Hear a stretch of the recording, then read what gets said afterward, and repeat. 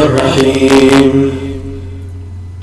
اللهم رب شهر رمضان الذي أنزلت فيه القرآن وافترضت على عبادك فيه الصيام، صل على محمد وآل محمد وارزقني حج بيتك الحرام في عامي هذا وفي كل عام، واغفر لي تلك الذنوب العظام فإنه لا يغفرها غيرك يا رحمن يا علام.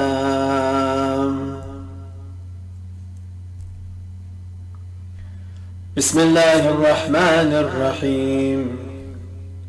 اللهم إني أفتتح الثناء بحمدك، وأنت مسدد للصواب بمنك، وأيقنت أنك أنت أرحم الراحمين في موضع العفو والرحمة، وأشد المعاقبين في موضع النكال والنقمة، وأعظم المتجبرين في موضع الكبرياء والعظمة. اللهم أذنت لي في دعائك ومسألتك، فاسمع يا سميع مدحتي، وأجب يا رحيم دعوتي، وأقل يا غفور عثرتي. فكم يا إلهي من كربة قد فرجتها، وهموم قد كشفتها، وعثرة قد أقلتها، ورحمة قد نشرتها، وحلقة بلاء قد فككتها. الحمد لله الذي لم يتخذ صاحبة ولا ولدا، ولم يكن له شريك في الملك، ولم يكن له ولي من الذل، وكبره تكبيرا.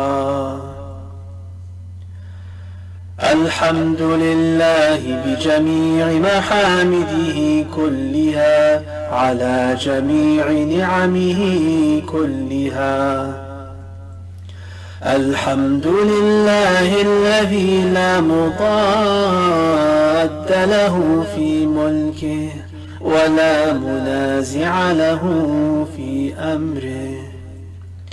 الحمد لله الذي لا شريك له في خلقه ولا شبيه له في عظمته.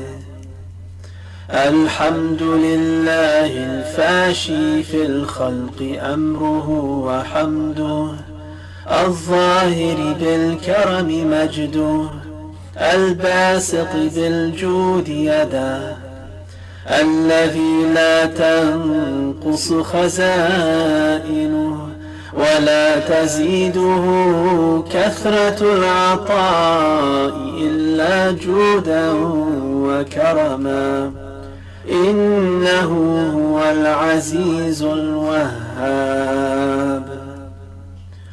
اللهم إني أسألك قليلا من كثير، مع حاجة بي إليه عظيمة، وغناك عنه قديم، وهو عندي كثير، وهو عليك سهل يسير. اللهم إن عفوك عن ذنبي، وتجاوزك عن خطيئتي، وصفحك عن ظلمي، وسترك على قبيح عملي، وحلمك عن كثير جرمي، عندما كان من خطئي وعمدي، أطمعني في أن أسألك ما لا أستوجبه منك، الذي رزقتني من رحمتك وأريتني من قدرتك وعرفتني من إجابتك، فصرت أدعوك آمنا وأسألك مستأنسا، لا خائفا ولا وجلا، مدلا عليك فيما قصدت فيه إليك. فإن أبطأ عني عتبت بجهلي عليك، ولعل الذي أبطأ عني هو خير لي لعلمك بعاقبة الأمور. فلم أر مولا كريما أصبر على عبد لئيم منك علي. يا ربي إنك تدعوني فأولي عنك، وتتحبب إلي فأتبغض إليك، وتتودد إلي فلا أقبل منك، كأن لي التطول عليك، فلم يمنعك ذلك من الرحمة لي والإحسان إلي والتفضل علي بجودك وكرمك. فارحم عبدك الجاهل وجد عليه بفضل إحسانك، إنك جواد كريم.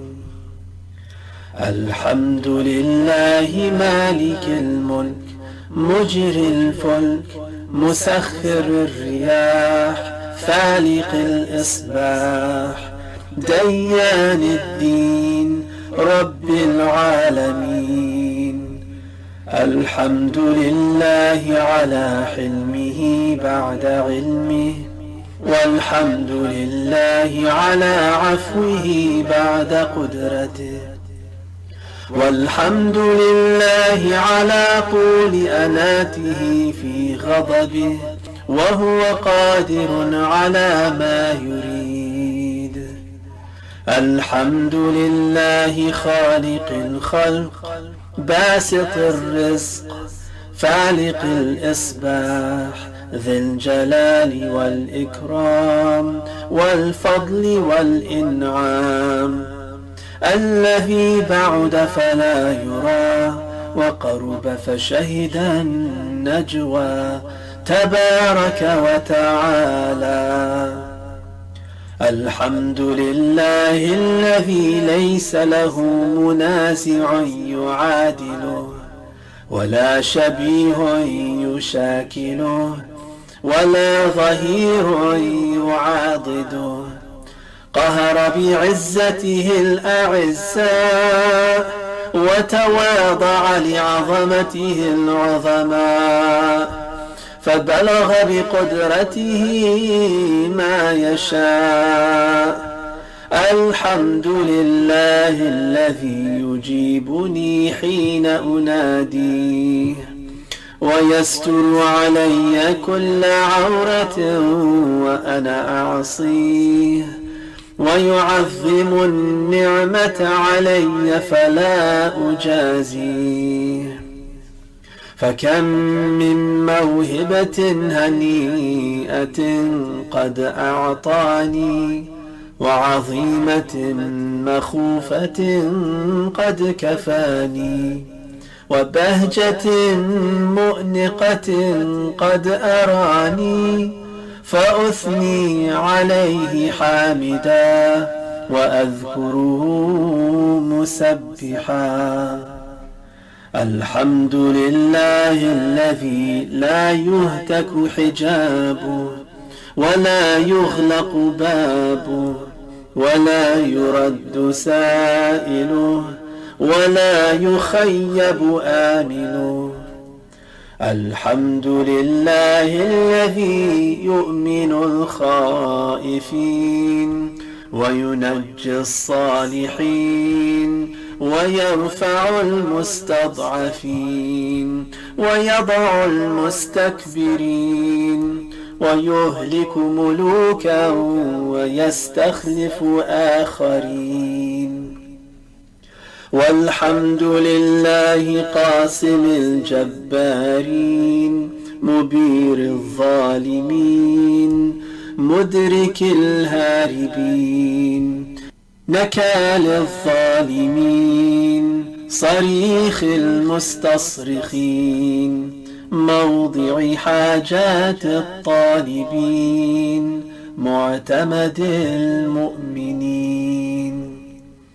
الحمد لله الذي من خشيته ترعد السماء وسكانها وترجف الأرض وعمارها وتموج البحار ومن يسبح في غمراتها. الحمد لله الذي هدانا لهذا وما كنا لنهتدي لولا أن هدانا الله.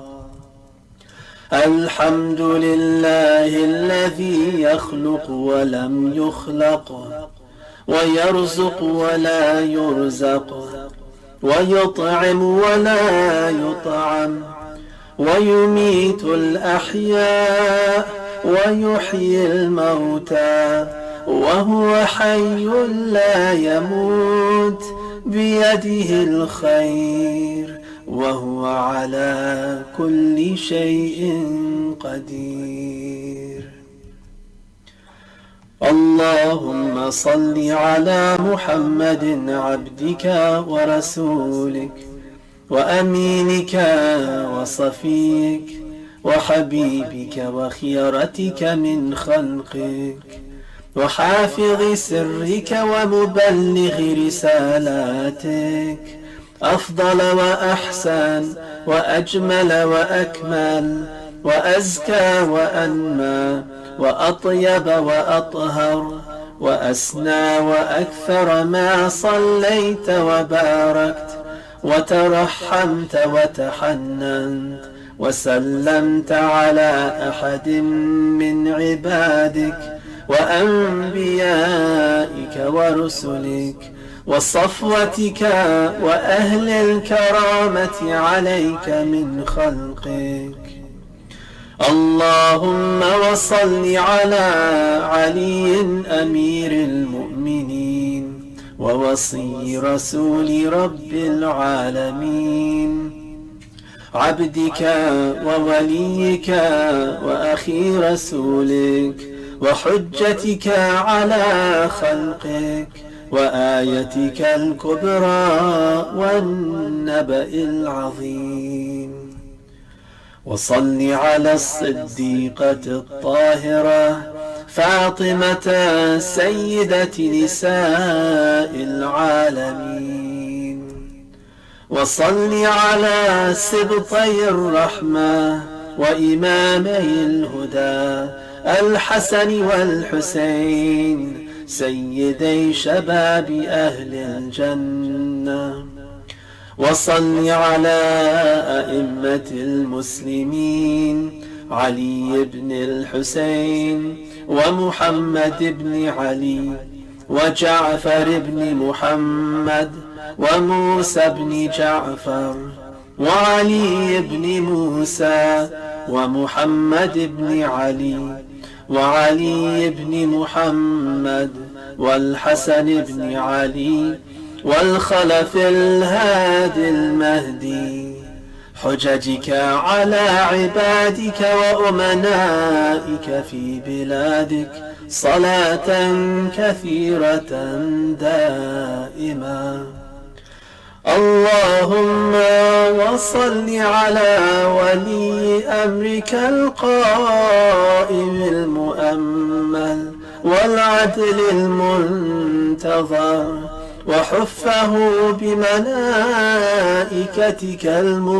المقربين وأيده بروح القدس يا رب العالمين.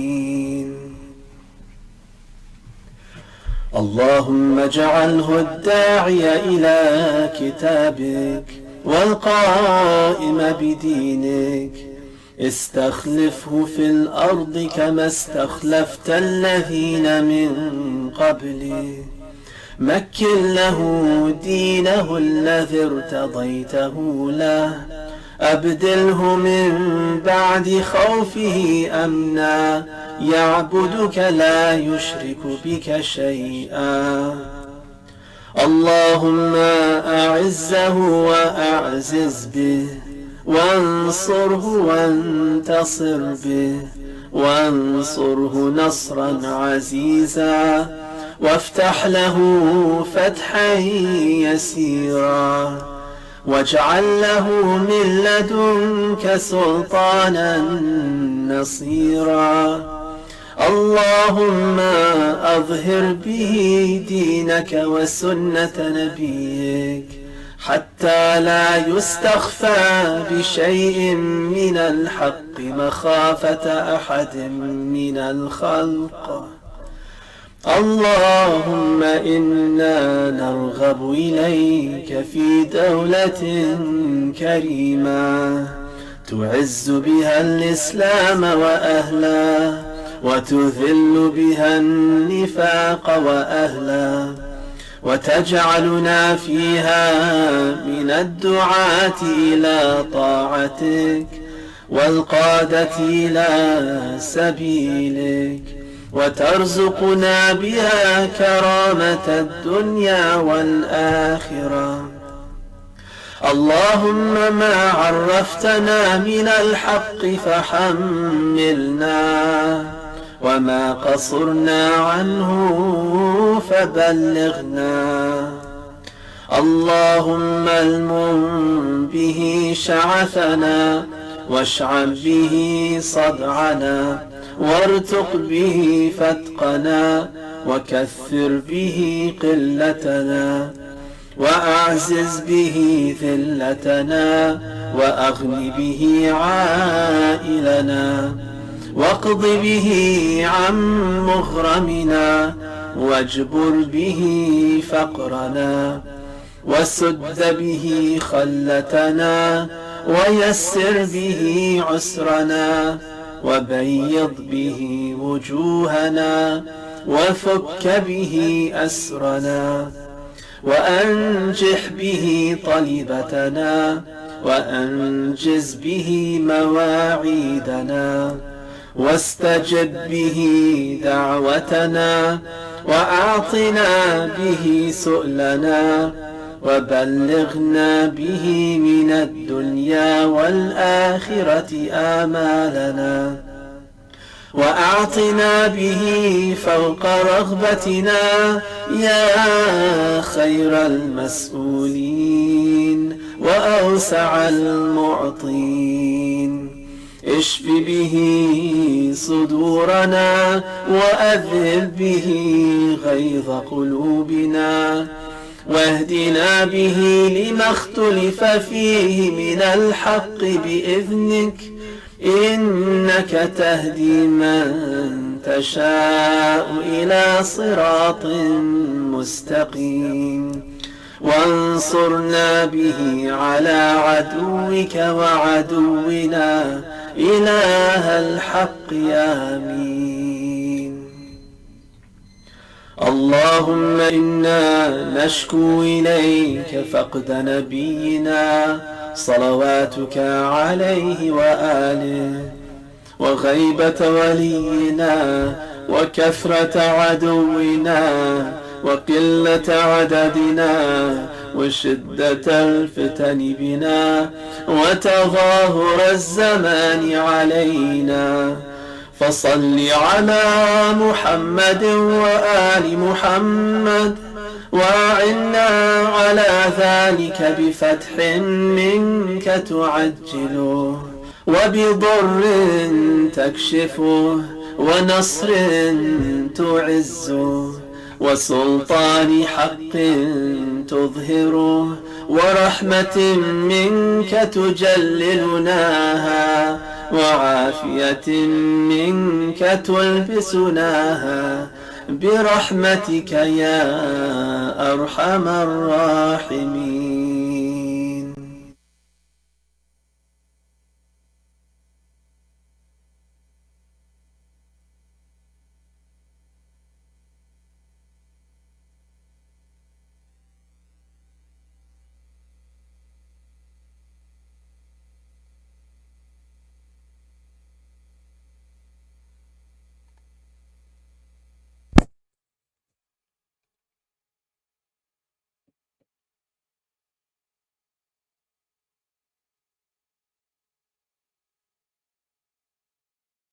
أعوذ بالله من الشيطان الرجيم بسم الله الرحمن الرحيم الحمد لله رب العالمين والصلاة والسلام على أشرف الأنبياء والمرسلين حبيب إله العالمين أبي القاسم المصطفى محمد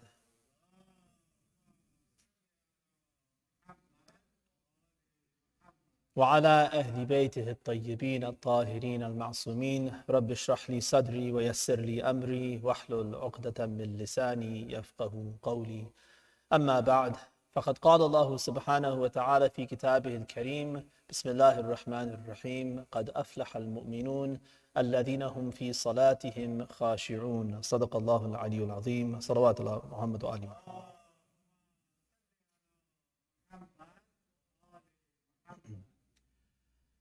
The topic that I've chosen for these days that I'm with you during the month of Ramadan is the prayer. We're looking at the ahkam, the laws that govern our prayer through the lens of the ahadith of the Ahlul Bayt, hoping to derive additional benefit from their words as compared to the words of our maraja, who have also in turn taken their teachings and their lessons from these same ahadith. But by holding the fatwa in front of us as the bottom line, that is what we have to do, that is our obligation. But then going kind of behind the scenes to see the ahadith, we're able to benefit a lot more by seeing how the imams actually speak to people and how they interact with people and what kinds of things they focus on as they're teaching people about the prayer. The last few days we've been speaking about some of the wajibat of the prayer. We talked about the niyyah for a couple of days, the intention that's required for every act of worship. We talked yesterday to some extent about the qiyam, the standing position that we have to assume as one of the arkan, one of the cornerstones of the prayer, without which the prayer can't be correct. Of course, that's assuming that you are able to stand. For those who cannot, then that's fine. That one rukn is waived and they have to do as much as they can. So they stand where they can. If they are not able to stand because of weakness or anything else, then they can sit and start their prayer from a sitting position, even the wajib prayers, and that's overlooked. And that's also mentioned in hadith, and of course we have the principle in the Quran, and we don't need that because this reinforces the kind of rational idea that Allah, it would not be just for Allah or fair for Allah to task us with something that's beyond our ability. لا يكلف الله نفسا إلا وسعها. It's embodied in that phrase in the Quran and other places, that Allah doesn't tax or doesn't burden a person with more than he can bear. With regard to the standing position, I'll just share a couple of more ahadith and lessons we learned from them, and then we'll move on to the next wajib part of the prayer. So one of the things that people sometimes don't know is that while you must stand during the standing parts of the prayer, it's not there's no problem with bending, for instance, to get something during the prayer. You can do that much. You can move within the prayer. Say if you have to, and then you can think of different scenarios. A child has taken your torba away from you. Those of you who have children or have had children, you'll know that it's not uncommon for them to grab your torba and crawl off or run off, or eat it or whatever else they do with it. And so if it's out of your reach, you can take a few steps to go and retrieve the torba from them, or retrieve something else to substitute for the torba, right? The only condition is you must remain facing the qibla at all time, right? So you mustn't turn away from the qibla, because turning away from the qibla more than 90 degrees this way or that, 90 degrees or more this way or that, invalidates the prayer. So as long as you stay facing the qibla, you can move over. All you should do is just pause whatever you're saying. So if you're in the middle of Fatiha, in the middle of some part of the prayer, stop saying what you're saying. Do the movement, get what you need to get, come back to your position, and then resume saying whatever you were saying. Right? So those are the only two things to remember. Stay facing the Qibla and don't engage in any, at least the wajib parts of the dhikr of the prayer or the surahs and these kinds of things of the prayer while moving. Those must be said while we're in a standing position at rest. There's a hadith from, most likely it's Imam Al-Kadhim or Imam Al-Rida alayhi salam. It's from Abu al-Hasan and it's not known which one.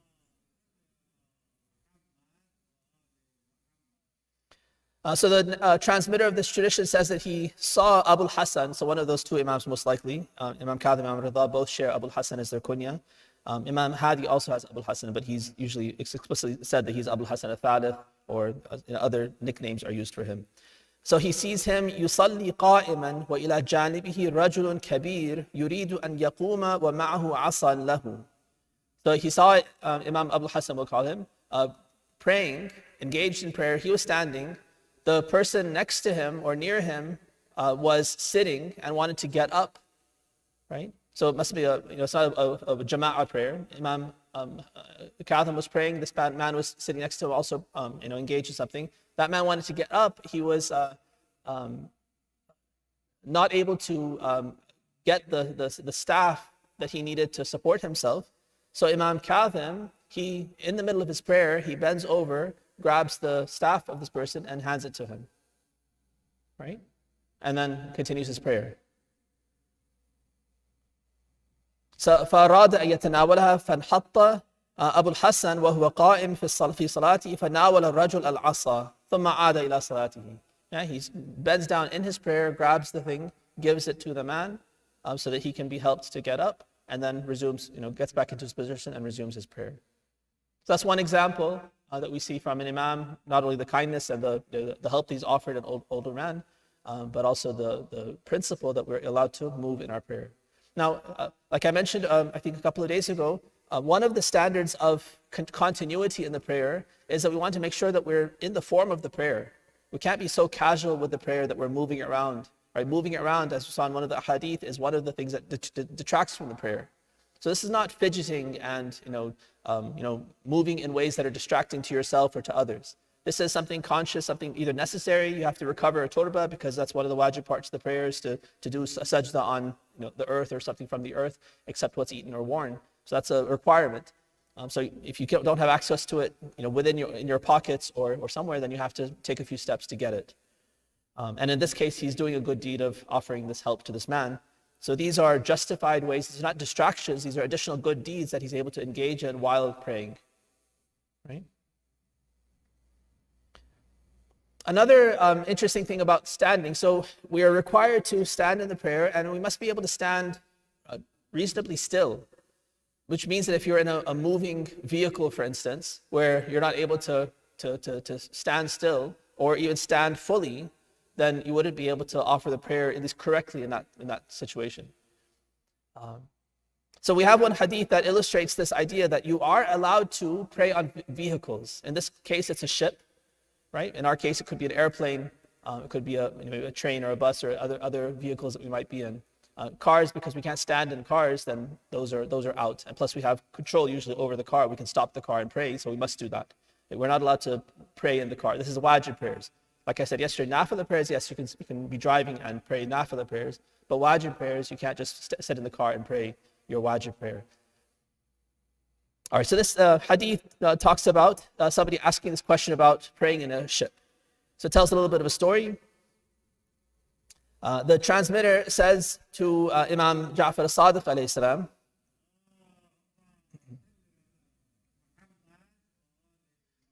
it seems like he's posing a hypothetical. He says, "Inna rubba mabtulina wa kunna fi safinatin fa amsayna wa lam naqdir ala makanin nakhruju fihi." He says sometimes we might be stuck in a ship. We're on a ship and we're at the time of prayer and we're not able to disembark the ship to offer the prayers on ground, on solid ground. And he says that the other people, Ashabu safinati laysa, they say laysa nusalli yawman ma dumna natma'u fil khuruj. The other shipmates, they all insist on not offering their prayers on the ship. They think it's not permissible because the ship is moving or for whatever reason. They say as long as there's a chance that we can eventually get onto dry ground and pray there, we're not going to say our prayers now. So it seems from the context of the hadith that that the shipmates are willing to make the prayer qada, offer it late, because they think they can't say their prayer on the ship and they must go on solid ground to pray.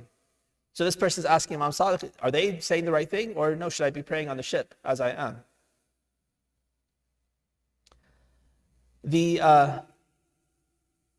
Imam said, so Imam Sadiq quotes his father, Imam Baqir, and says, Kana yaqulu abi tilka salatu Nuh. What problem is there praying on a ship? This is the prayer of Nuh alayhi salam.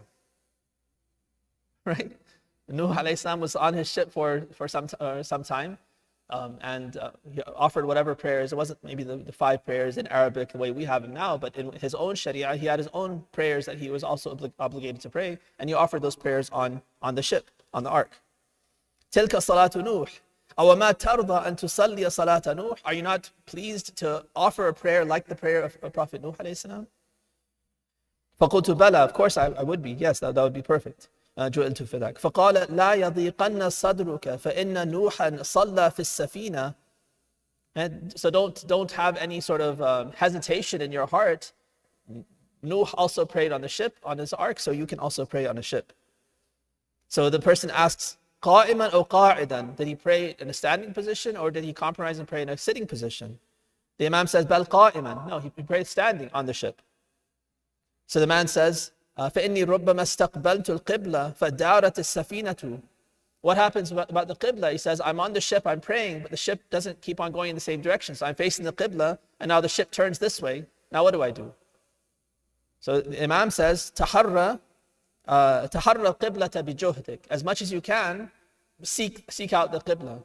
So as you're praying, if your plane, you figure out the Qibla as you're praying, so you start praying, and then the plane banks and turns one way. So as much as you can, turn yourself so that you can keep on adjusting and keep facing the Qibla, even if the vehicle that you're in faces a different way.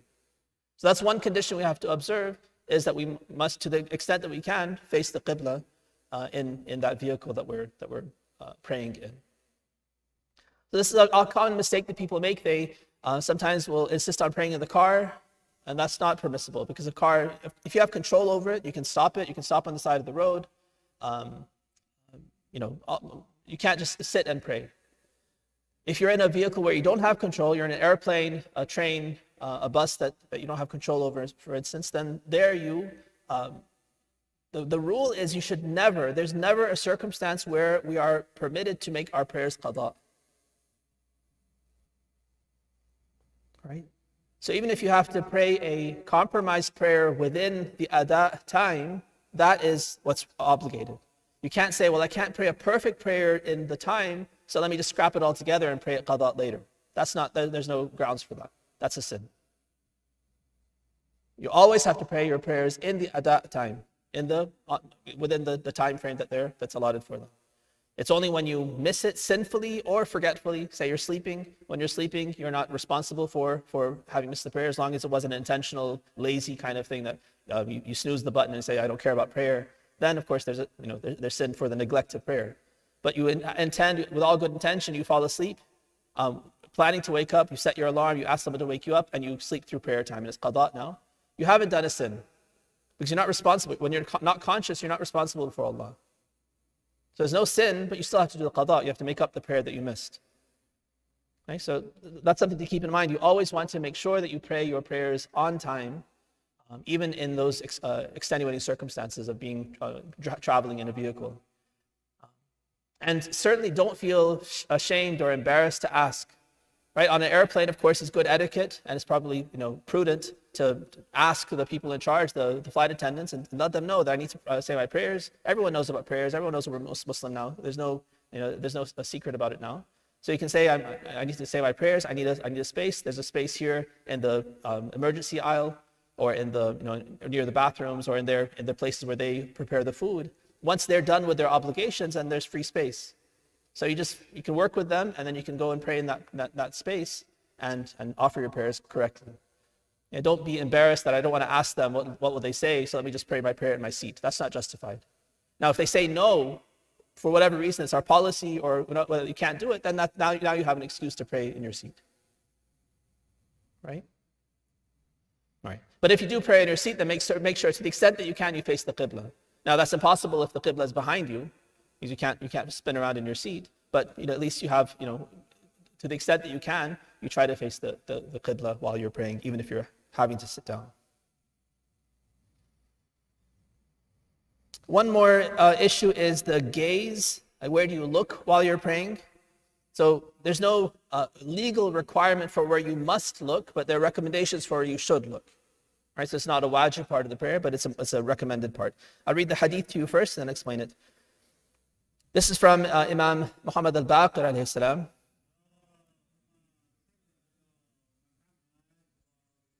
قال إذا استقبلت القبلة بوجهك فلا تقلب وجهك. He says when you are turning and facing towards the Qibla during the prayer with your face, don't turn your face upwards. He says وَخْشَعْ بِبَصَرِكَ, right? Humble your gaze. Make your gaze khasha, humble. وَلَا تَرْفَعْهُ إِلَى السَّمَاءِ. Don't look up towards the sky when you're praying. وَلْيَكُنْ حِذَاءُ وَجْهِكَ فِي مَوْضِعِ سُجُودِكَ. So where should you look? He says look down toward where you're going to do sajda. And there are basically 5 places where you should look while you're praying. Right? So the first is when you're standing, you should look down at your masjid, the place that you're going to do sajda. Right? When you go into ruku', it's recommended to look between your feet. Your head should be out, and your neck should be extended like we talked about, but your eyes should be down towards kind of between your ankles, between your feet. In the sajda, it's recommended to look down towards your nose. And the fourth is in your julus position when you're sitting. It's recommended to look into your lap. And the fifth one is in the qunut. It's recommended to look in the middle of your hands, right? In the middle of your open palms. And so those are the 5 places that it's recommended to look as you're saying your prayer. Recite with salawat.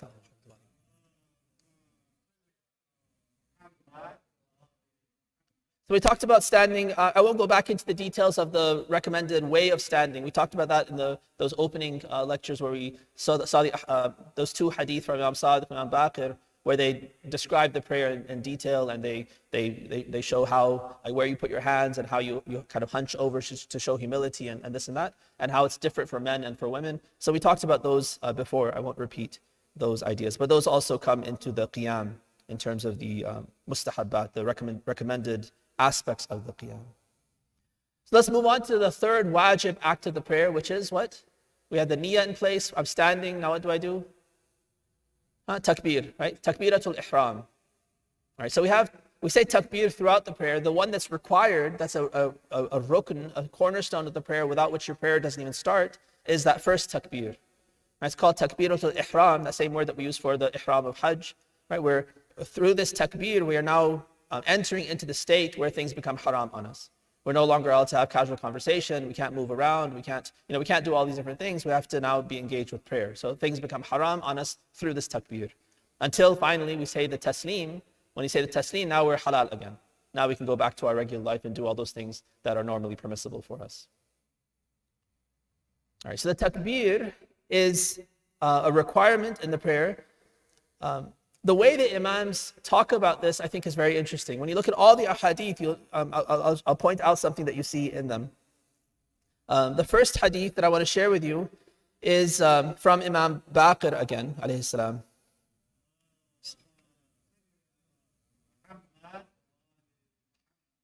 He says, التكبيرة الواحدة في افتتاح الصلاة تجزئ. And this word tujzit keeps on coming. So ijza means that it's sufficient. He says a single takbir to begin your prayer is sufficient. That seems a little strange to start like that. If you or I were teaching someone how to say our prayers, we say you have to say 1 takbir, right?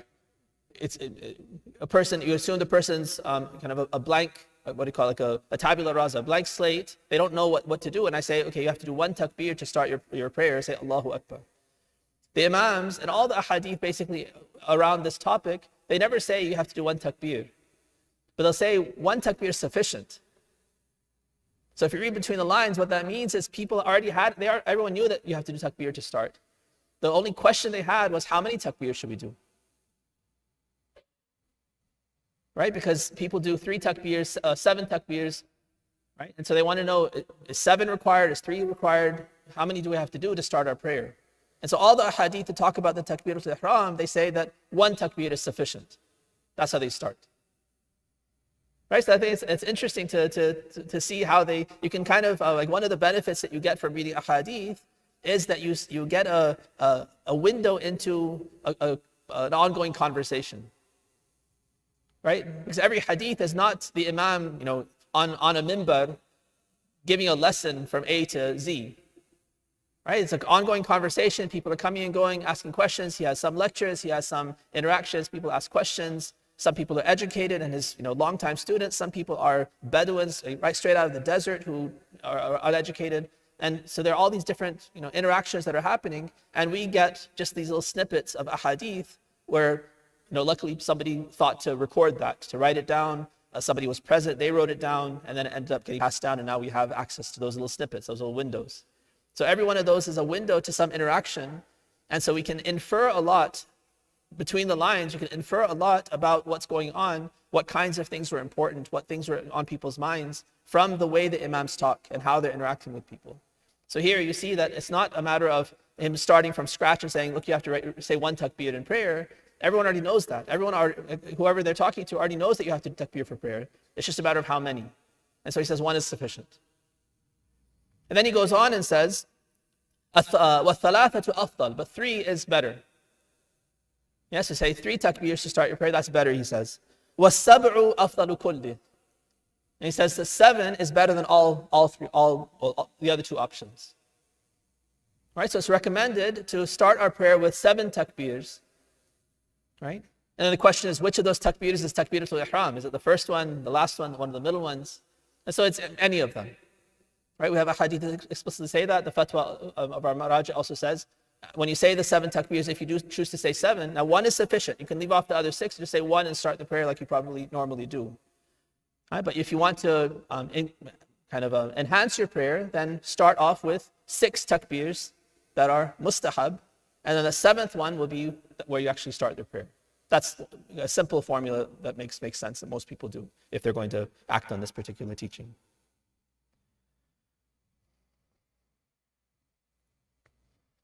Another tradition also from Imam Baqir alayhi salam,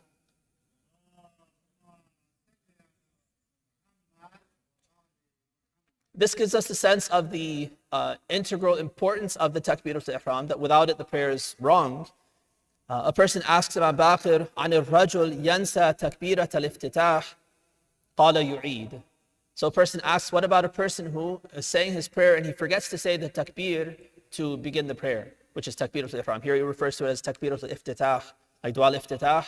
We're beginning our praise of Allah. أفتتح الثناء بحمدك. We're beginning our praise. Some people think that iftitah is because we're opening our fast. In Arabic, there's no fath al-sawm. Like that's not used. In Urdu, you say roza kholna. You open a fast. So then Urdu speakers in English will say we open our fast as well. In English, we say break our fast. Each language uses something different. In Arabic, you say iftitah, not for breaking the fast. There it's iftar. Iftar means to break your fast. Iftitah means to begin something.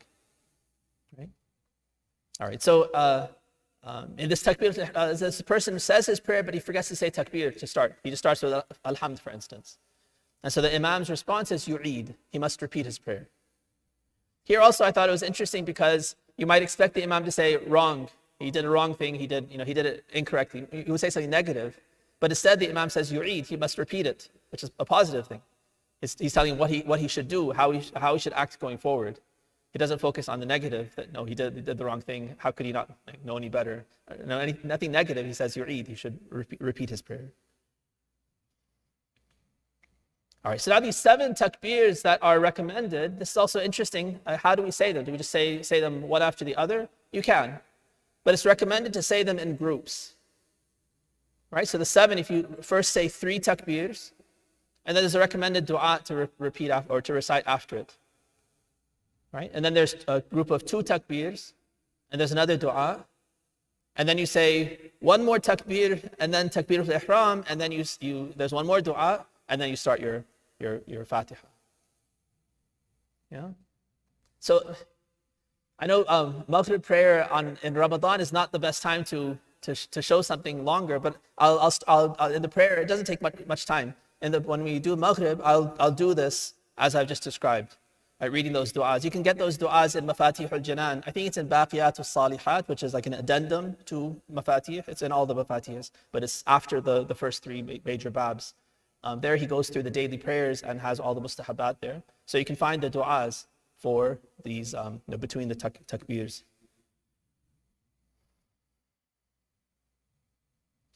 All right. We have about 2 more minutes before I need to close. One more issue is when you're doing takbir, it's saying takbir is required. So when you say takbir is a rukn of prayer, you have to say Allahu Akbar. Now, do you have to say it out loud, or is it sufficient to say it quietly? It's sufficient to say it quietly. Quietly, bil ikhfat, it doesn't mean saying it silently in my mind. Like I said a few days ago, you have to always pronounce everything for it to be qira'ah, to count as recitation. You must actually speak it where it's audible, at least to yourself. That's the bare minimum for men and women. It's recommended for men to say it out loud, bil jahr. And for women, if they're in private, there's no non-mahram around, then it's also recommended for them to say it bil jahr. Okay? So bil ikhfat means whispered. So it's just air, no vocalization. And Allahu Akbar, like I'm speaking now, is with the vocal cords working. That would be bil jahr. So that's what's required. Now, what about this hand motion? Is that required? No, it's not required. That's an additional mustahab, an additional adab, etiquette of the prayer, that you also move your hands as you're saying the takbir. Right, so I'll read a couple of ahadith. Time's always encroaching. Let me read one just because I introduced it, and then we'll go on. So this is very interesting. When we say in Surah Al-Kawthar, "Inna a'tainaka al-Kawthar fasalli li rabbika wanhar." Right? We've given you the source of plenty, so pray to your Lord and do nahr. What does nahr mean there? Yeah, so oftentimes people think it means slaughtering an animal, a camel, because nahr is the term that we use for slaughtering camels. In Arabic, there's a difference between how you slaughter a cow, a goat, a sheep, and how you slaughter a camel. So for the first 3, you do dhabh, you cut the throat, right? But for the camel, you don't cut the throat, you actually stab it. You stab it, particularly this jugular notch here. It's not exposed right now, but where the clavicles come together, there's a little hole. Right? On us, it's not so pronounced. On a camel, it's really pronounced. You could probably stick your finger in there. So that's where you take a double-sided blade, a sword or something, and you jab it in there. And so it cuts all the 4 necessary odaj, al-odaj al-arba'ah. Right? But this is not what he's talking about here. And in this surah, when he says, فَصَلِّ لِرَبِّكَ وَانْحَرْ, what's the relationship between sacrificing and this? He says, pray, offer your prayers, and do takbir. Right? So what he's talking about is doing takbir in a way that you bring your hands up in line with your nahr. Yeah? And we only know this from the ahadith of the Ahlul Bayt. We have so many ahadith of the Ahlul Bayt where they emphasize this. I'll share some more with you tomorrow where they actually negate that meaning, that it's not about sacrificing, it's about putting your hands up here, and what the connection is and what the significance is. Some of the ahadith even explain the meaning behind it, which is something good to know as you're doing it. So it's not just a ritual that you do, but you actually also have some idea about why it was legislated in the first place. We ask Allah to help us to follow the teachings of the Ahlul Bayt, inshallah, to pray our prayers as they pray their prayers, and let them be accepted as their prayers are undoubtedly accepted. Wa akhiru da'wana alhamdulillahi rabbil alameen.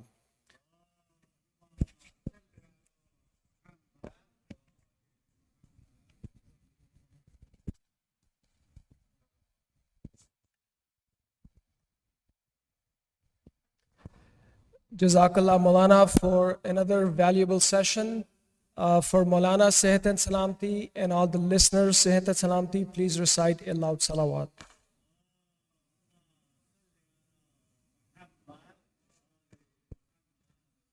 Brothers and sisters, it's almost Maghrib time.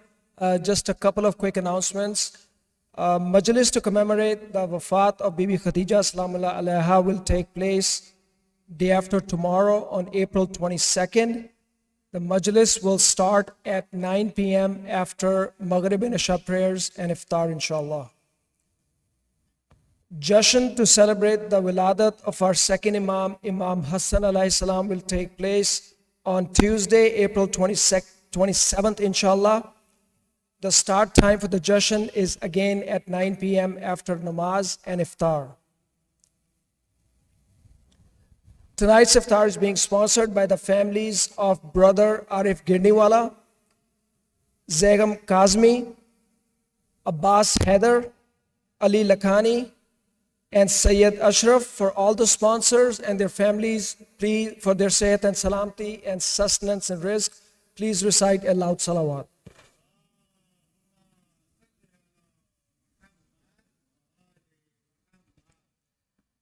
Let's recite a Surah Fatiha for the marhumeen of tonight's sponsors and all marhum mu'mineen and mu'minat, preceded by a loud salawat.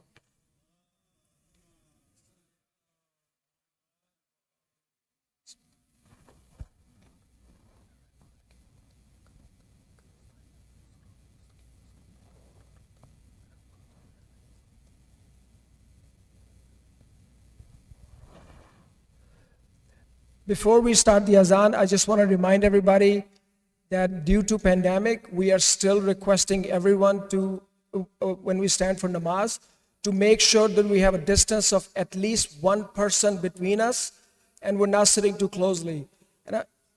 Just one person distance between you and the next person. If you have any questions about that, you can always talk to the volunteer, and I'm sure Maulana can make sure that the namaz is still valid. Now for the recitation of Maghrib Azan, I would like to request our young reciter, Brother Rehan Girniwala. Please welcome him with a loud salawat.